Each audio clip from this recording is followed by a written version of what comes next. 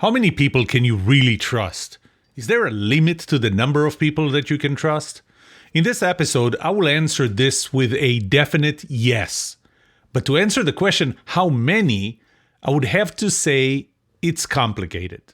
In this episode, I will uncomplicate things. I will explain what factors affect how many people you can trust and how much you can really trust them. This episode is a little philosophical, but would help you answer that question yourself, because your answer is different than mine.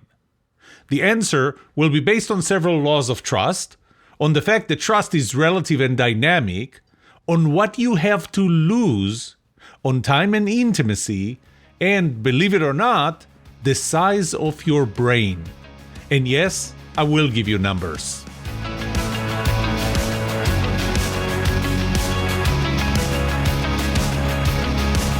Welcome to The Trust Show. I'm Yoram Solomon, your host, the author of the Book of Trust, and facilitator of the Trust Habits Workshop. My mission is simple. I want to help you form habits that build your trustworthiness, because the answer to this question will have the biggest impact on your personal and professional success or failure. Can I trust you?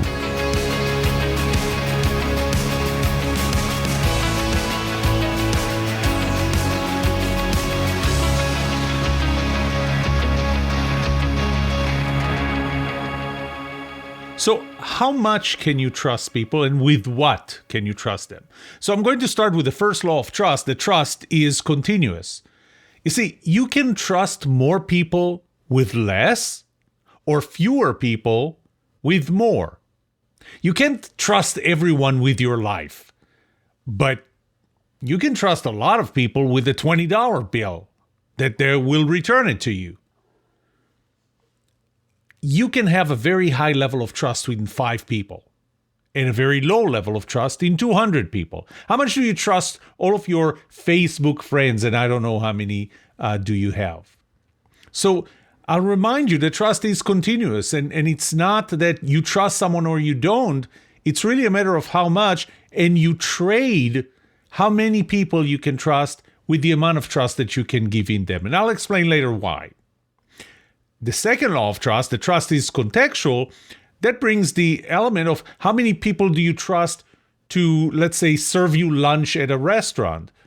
Probably a lot more people than the number of people that you can trust to fly an airplane, especially if you're sitting in that airplane, right? That's a much smaller number of people. You may not specifically know them. How many people do you trust to conduct surgery? I mean, have you ever checked the credentials and the experience and the knowledge of someone who's serving you lunch at the restaurant?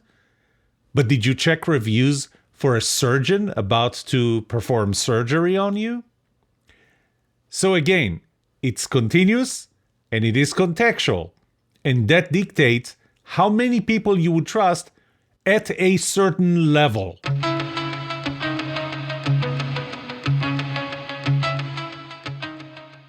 The second component is, what do you have to lose for which you need trust? So I'll go back to my definition of trust. And trust, to me, that's my definition, is the level to which you are willing to accept the potential negative consequences of giving control over something you have to another person or another entity, expecting them to be able and do their best to avoid those negative consequences. So it really starts with, how much risk are you in? What are the possible negative consequences of trusting people? So it really starts with, how much do you have to lose? Now, it's not enough to look at this as an absolute number. How much do I have to lose? I can lose $1 million. The question is, how much do you have in your bank? So how afraid are you of having or suffering that loss, or of suffering those negative consequences?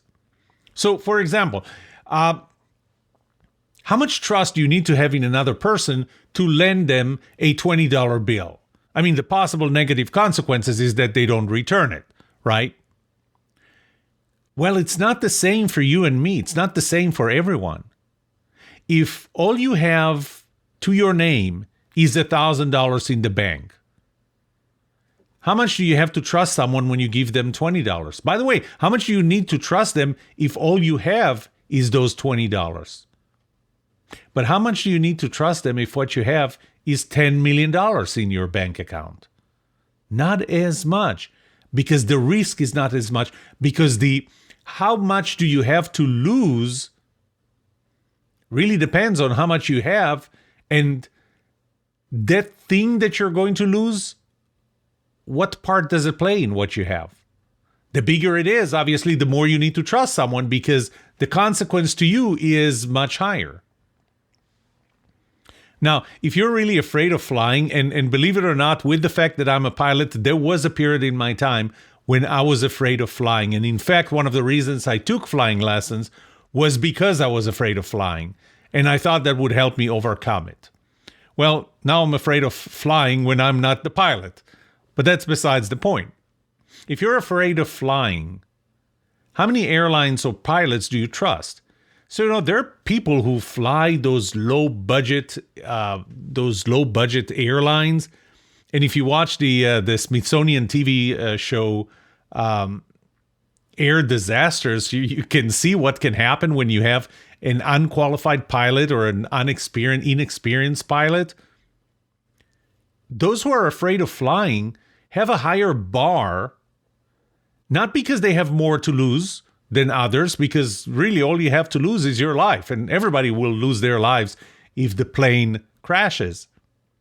But some people are more afraid of that. So this is the translation of the actual risk, the objective risk, to your subjective fear of that risk or that loss.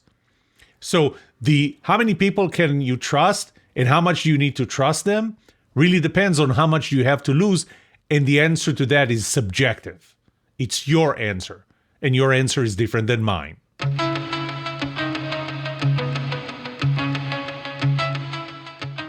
Now, here's a tricky question. Who can you trust?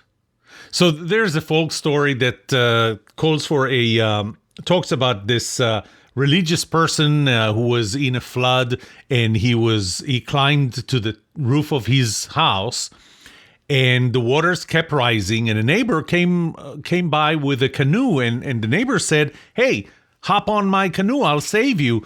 And that religious person said, No, thank you. I trust God. God will protect me. God will save me. So the neighbor goes away, and then the police arrives with a boat. And they say, "Hey, come on in our boat. We'll save you. We'll take you to safety." And the religious man says, "No, I'm not coming on your boat. I trust God. I believe in God. God will protect me. God will not let me die or drown." Then a rescue helicopter comes in. They drop a rope ladder, and they say, "Come climb out on that rope, because the water are rising. There's only a very small part of your roof that you can still stand on." And that religious man says, "No, I'm not getting on that rope or helicopter. I trust God. I believe in God. God will protect me. God will not let me drown." The helicopter goes away. The water keeps rising, and that religious man drowns. And as he comes to heaven, the doors of heaven, he demands to meet with God. And when he meets with God, he says, "God, I trusted you. I believed in you. How did you let me die?" And God says, "I sent you a neighbor with a canoe. I sent you the police with a boat. I sent you a rescue helicopter. What else do you want from me?" So who do we trust? Who do you trust? I categorize that as four types of things or people or entities. You trust God. You trust yourself. You trust other people. And you trust other things. And by things, I mean you do trust the airplane itself. And it's kind of a proxy. The airplane is a proxy for the company, its practices, the people who work in the company. So I'm not going to go too deep into that, but you trust God, yourself, other people, and things. Now, the total level of trust that you have is really the sum of the trust that you have in God and the trust that you have in yourself, plus the trust you have in other people and the trust that you have in other things. The total amount of trust really depends on what you have to lose. That's what I talked about before, and how much it means to you, or how much are you afraid of having that loss. The total is divided among these different types and numbers of people. So this is really your trustability in those different types. So, we can look at God, yourself, other people, and other things, but we can look at the amount of trust that you have to split between pilots and restaurant servers and other types of people. The total is the same. Again, it really depends on what you have to lose. It's a zero-sum game.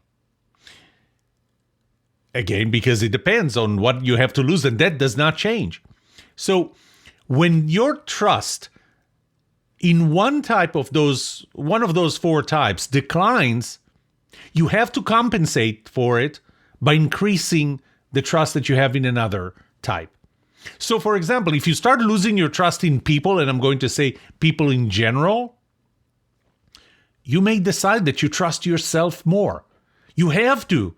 You have to trust something, because what you have to lose remains the same, and how much you're afraid of it remains the same. So you may trust God more because you trust people less. You may trust God less because you trust people more. You may trust one type of people more, and it causes you to trust another type of people less. Or because you trust one type of people less, you're going to trust another type of person more. So the total amount of trust that you have really depends on the risk you're in and how much you're afraid of it, which is subjective. The risk is objective. And the total is split between how much do you trust God, yourself, other people, and other things. And that's different for every person. And even within people, it's different types of people and specific people. If you have a person that you can trust with your life, and there's only one person that you trust with your life, and that person betrays you, you must complement that loss of trust with trusting someone else. Maybe it's God, maybe it's yourself, maybe it's another person. It's a zero-sum game.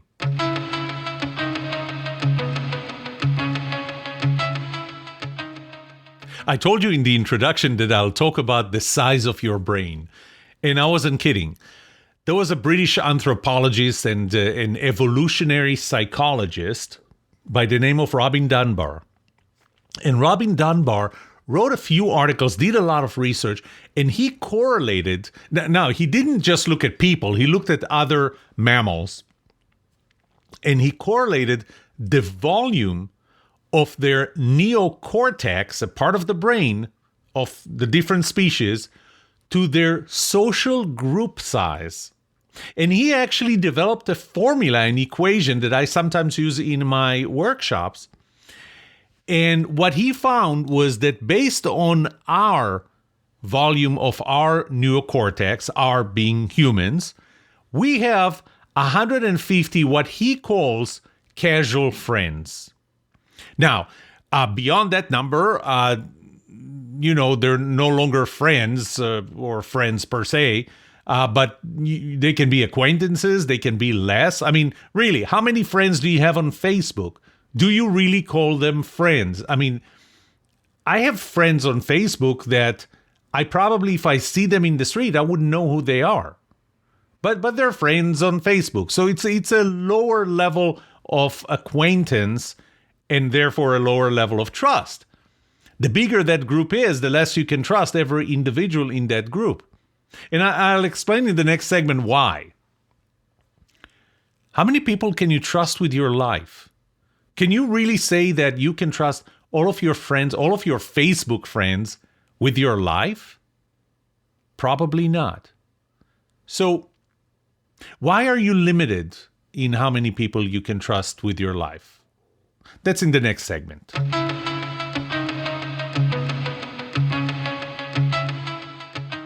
I'll start with the question I just finished with. Why is it limited? Why is the amount of trust limited, or the number of people is limited? So I want to remind you first that trust is dynamic.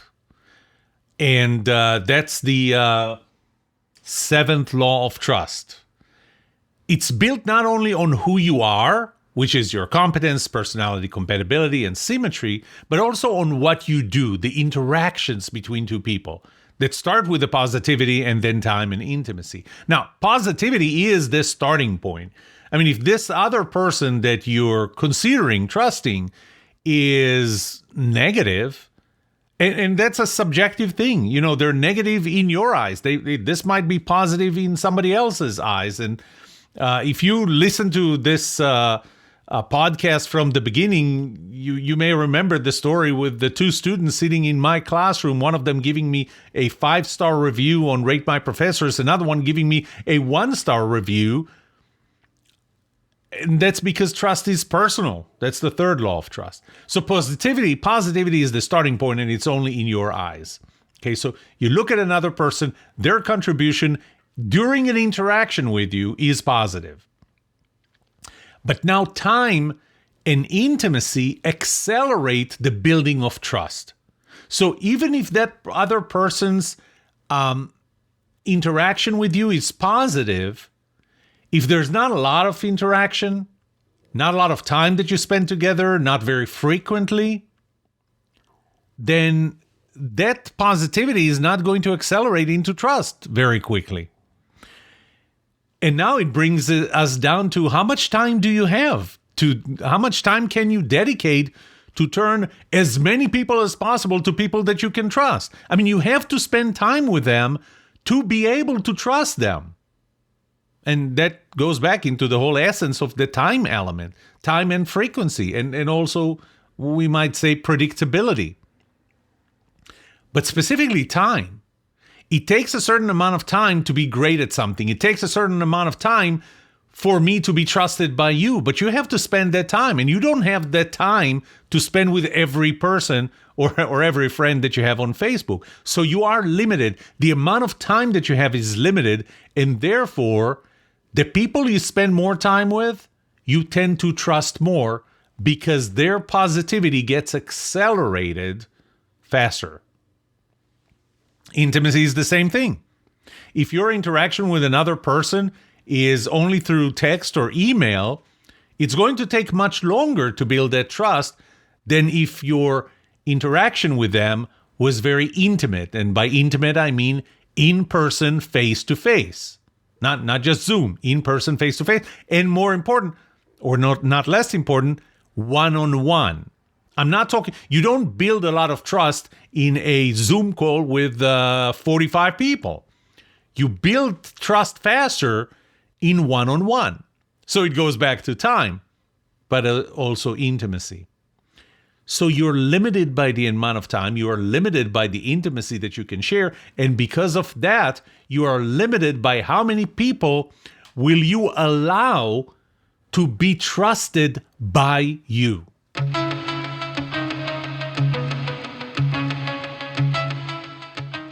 Okay, I don't think that you're going to let me off the hook if I don't actually give you numbers. So how many people? So you already know what affects how many people and why the number is limited, and that it really depends on how much trust you must have in them, because the lower the level of trust, the more you can have, the more people you can trust at the lower level. Did you ever think about why an elite military unit, take for example the Navy SEALs, only operate in a very small group of 4 or 5? Those are people that they spend a lot of time with. Those are people that if one of them is not considered positive, they're not going to be on that team for long. So you got people that you subjectively consider positive, and it doesn't matter if other people don't. What matters is you and your small team. You spend a lot of time with them, and at a very high level of intimacy. Because I'll tell you something, going downrange in Afghanistan or any other war zone is as intimate as it gets.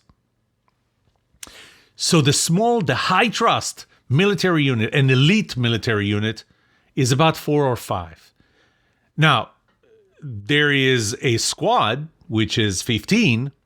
So you trust your squad members more than you trust your platoon members. This is why platoons are about the size of 50. A company is about the size of 150. A battalion, 500. An army division is 1,500 soldiers. So How much do you trust any soldier in the army division? Well, it depends. If they're in your battalion, more, because there are only 500 of them. If they're in your company, even more, 150. If they're in your platoon, 50. In your squad, 15. If they're in your small team, that's how you trust them. That's who you trust the most. This is who you trust really with your life. So is the number 5? I actually reviewed articles about the ideal size of a team, and it's not specifically a military team or anything else. And oddly enough, in those articles that I read, they never considered trust as a determining factor. I do. And they were talking about teams mainly in the business setting. And so they said that the numbers or the articles that I read kind of gave a common wisdom range of between 5 and 12. Here, we just narrowed it down, 5 to 12. Actually, one article stated that the best number is 4.6. You need to have 4.6 people in your team. That's the ideal size, which obviously is not feasible. My personal experience is that the optimal size for a high-trust, high-performance team would be about 5. Some would say 5 to 8. I would say 5. So, again, I don't want you to take this number 5 and say, I only trust 5 people. 5 people would be the number that you can have at the highest level of trust, for all the reasons that I described before. But at the lower level of trust, you can have more than 5. Way more than 5. But at a much lower level.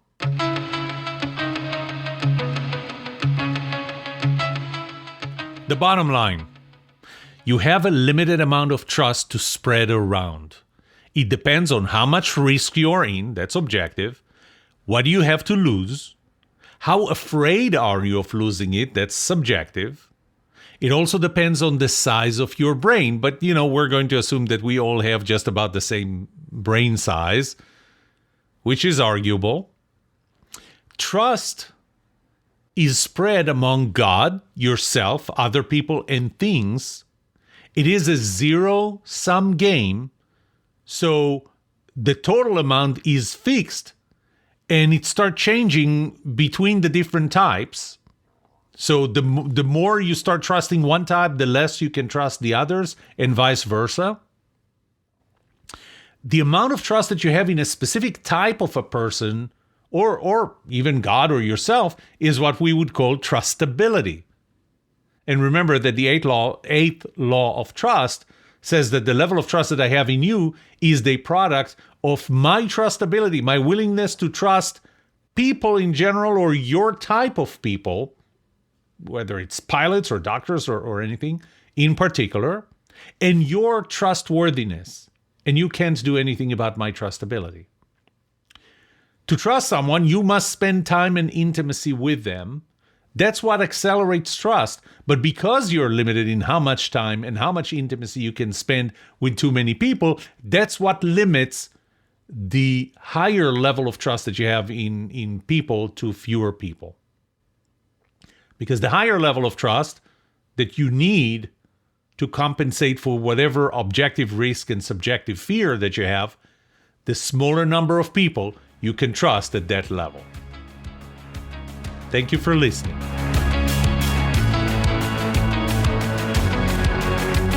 What would you like to know about trust and trustworthiness? Let me know and I'll answer it in a future episode. I would love to hear from you. Email me at yoram@thetrustshow.com. If you like this episode, subscribe to the show so you will automatically get notified when I release a new episode. Rate it. Write a review for this podcast, because those ratings help not only you, but also others looking for podcasts just like this.